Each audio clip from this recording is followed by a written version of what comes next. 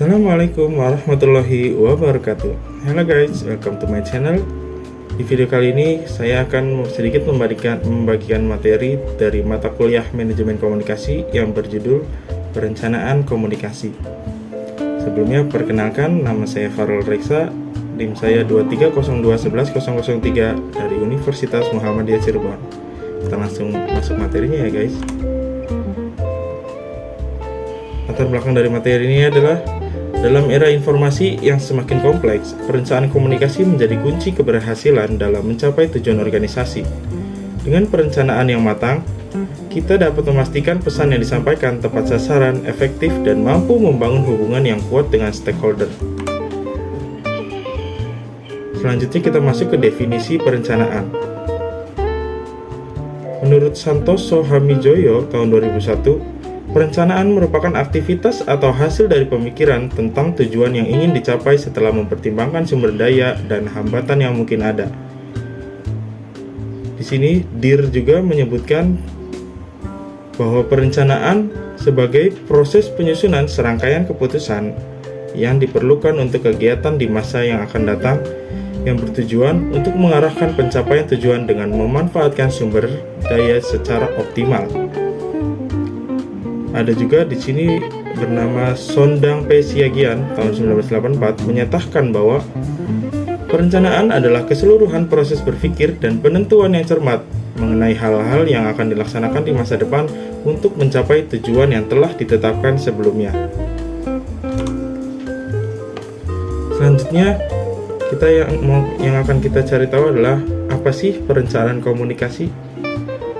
Nah, perencanaan komunikasi adalah proses sistematis yang bertujuan untuk merancang dan mengatur berbagai aspek komunikasi dalam suatu organisasi atau proyek.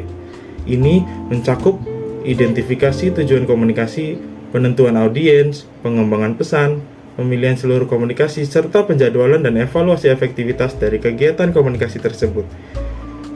Di sini juga ada dari Syam Nisa et al. Tahun 2007 mendefinisikan bahwa perencanaan komunikasi sebagai dokumen tertulis yang merinci serangkaian tindakan yang diperlukan untuk melaksanakan kegiatan komunikasi dengan tujuan mencapai perubahan perilaku yang diinginkan. Selanjutnya ada dasar-dasar perencanaan. Dasar-dasar perencanaan yang pertama ada menetapkan tujuan atau serangkaian tujuan. Yang kedua ada merumuskan keadaan saat ini. Yang ketiga ada mengidentifikasikan segala kemudahan dan hambatan. Yang keempat ada membuat rencana atau serangkaian kegiatan. Yang kelima pencapaian tujuan. Selanjutnya ada model perencanaan. Yang pertama ada need assessment.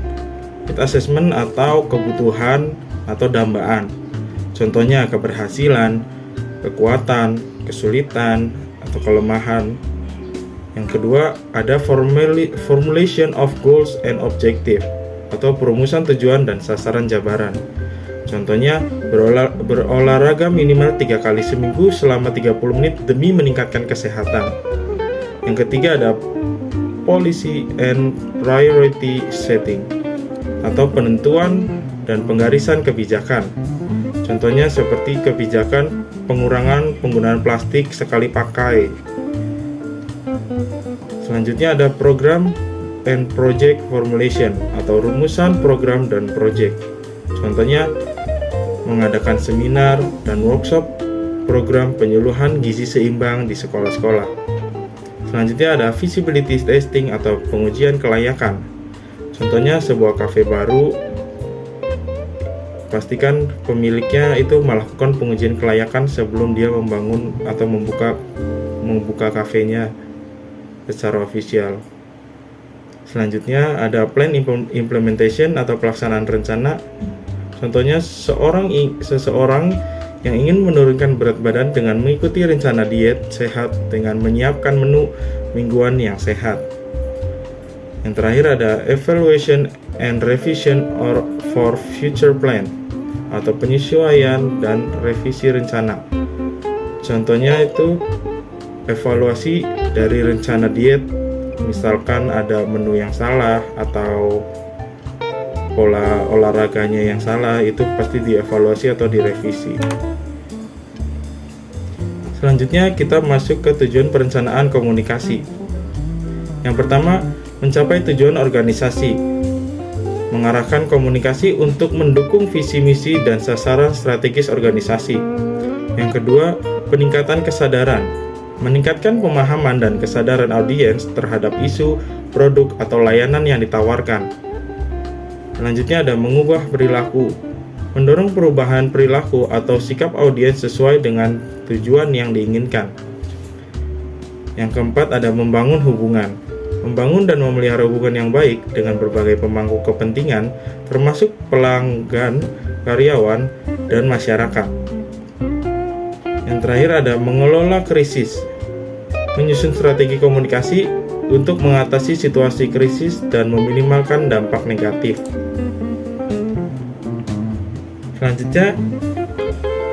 Selanjutnya ada hambatan perencanaan komunikasi. Nah, di sini ada kebagi dua ya. Yang sebelah kiri itu hambatan internal, yang sebelah kanan itu hambatan eksternal. Nah, yang sebelah kiri ini hambatan internal itu kurangnya pengetahuan tentang organisasi dan lingkungan yang melingkupinya. Terus yang kedua ada kesalahan dalam peramalan akan menyebabkan ketidakakuratan pembuatan rencana. Nah, di hambatan eksternalnya itu yang pertama adanya penolakan akan perubahan. Yang kedua ada sikap anggota organisasi atau masyarakat yang enggan untuk melakukan perubahan. Selanjutnya ada langkah-langkah perencanaan komunikasi. Yang pertama ada menganalisis masalah. Bayangkan ada sebuah kebun yang tumbuh subur tetapi beberapa tanaman tidak berproduksi dengan baik. Pemilik kebun pasti perlu mengamati dan mencatat masalah yang terjadi, seperti kurangnya air atau hama yang menyerang. Ini adalah langkah awal untuk memahami apa yang perlu diperbaiki. Yang kedua, menganalisis khalayak. Pemilik kebun kemudian mempelajari siapa yang berkunjung ke kebunnya, apakah mereka petani berpengalaman, anak-anak yang ingin belajar, atau pengunjung baru. Dengan memahami audiens, pemilik bisa menentukan cara terbaik untuk menyampaikan informasi yang relevan kepada mereka. Selanjutnya ada merumuskan tujuan komunikasi. Setelah mengidentifikasi masalah dan khalayak, pemilik kebun menetapkan tujuan seperti saya ingin semua pengunjung memahami cara merawat tanaman dengan baik dan terlibat dalam kegiatan berkebun. Ini adalah arah yang jelas untuk komunikasi yang akan dilakukan. Selanjutnya pemilihan saluran media komunikasi. Pemilik kebun memilih cara untuk menyampaikan informasi. Ia bisa menggunakan papan informasi di kebun, mengadakan workshop langsung, atau membuat video tutorial yang bisa diakses online. Pilihan ini bergantung pada siapa yang ingin dijangkau dan bagaimana mereka lebih suka menerima informasi. Selanjutnya ada langkah-langkah perencanaan komunikasi yang selanjutnya itu merencanakan produksi media. Saat semuanya sudah ditentukan, pemilik kebun mulai membuat materi yang diperlukan. Ia menyiapkan poster tentang cara merawat tanaman, menyiapkan alat untuk workshop, dan merekam video. Semua ini dilakukan untuk memastikan informasi yang disampaikan dengan cara yang menarik dan informatif. Selanjutnya ada merencanakan manajemen komunikasi. Pemilik kebun juga perlu merencanakan siapa yang akan mengelola komunikasi. Ia menunjuk beberapa teman untuk membantu mengawasi papan informasi, menjadwalkan workshop, dan memposting di media sosial. Ini memastikan bahwa semua informasi disampaikan secara konsisten. Selanjutnya ada pengembangan pesan. Pesan yang akan disampaikan dirumuskan dengan jelas. Misalnya pemilik kebun menulis pesan sederhana seperti setiap tanaman membutuhkan air dan sinar matahari. Mari kita belajar bersama cara menjaganya. Pesan yang jelas membantu audiens memahami apa yang diharapkan. Selanjutnya, merencanakan monitoring dan evaluasi komunikasi. Setelah semua langkah dilakukan, pemilik kebun merencanakan cara untuk mengevaluasi efektivitas komunikasinya. Ia bisa mengadakan sesi tanya jawab setelah workshop atau mengumpulkan umpan balik dari pengunjung tentang apa yang mereka pelajari. Ini membantu pemilik kebun mengetahui apa yang berhasil dan apa yang perlu diperbaiki di masa depan.